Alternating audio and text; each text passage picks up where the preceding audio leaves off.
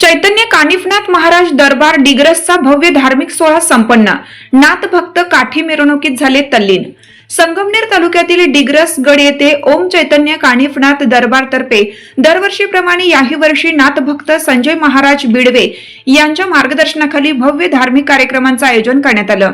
भव्य दिव्य पारंपरिक पद्धतीने ढोली बाजा ताशाच्या वाद्यांनी काठी मिरवणूक श्री कानिफनाथ मंदिरापासून सुरू झाली।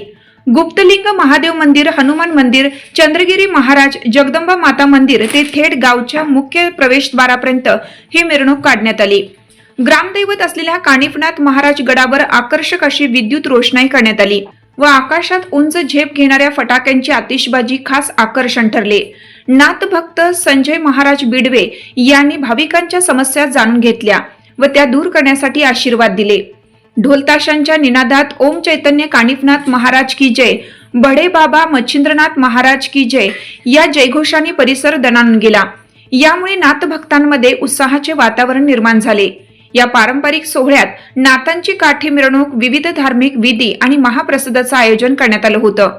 मंदिरावरील कळस उतरवणे, देवाला चंदन लेप तसेच नवनाथ ग्रंथ पारायण, नाथांना अभिषेक करून कळस चढवण्यात आला आहे।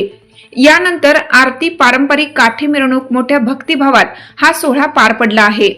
मिरवणुकीनंतर सर्व भाविकांसाठी महाप्रसादाचं आयोजन करण्यात आलं।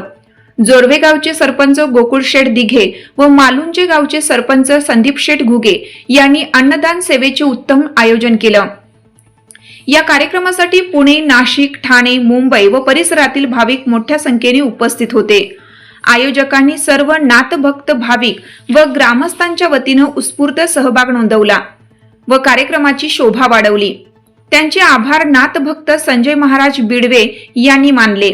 धार्मिक परंपरा आणि सामाजिक ऐक्य जपणारा हा सोहळा चैतन्य कानिफनाथ महाराज देवस्थान डिग्रस गडावर हजारो भाविकांनी भक्तिमय वातावरणात दर्शनाचा लाभ घेतला।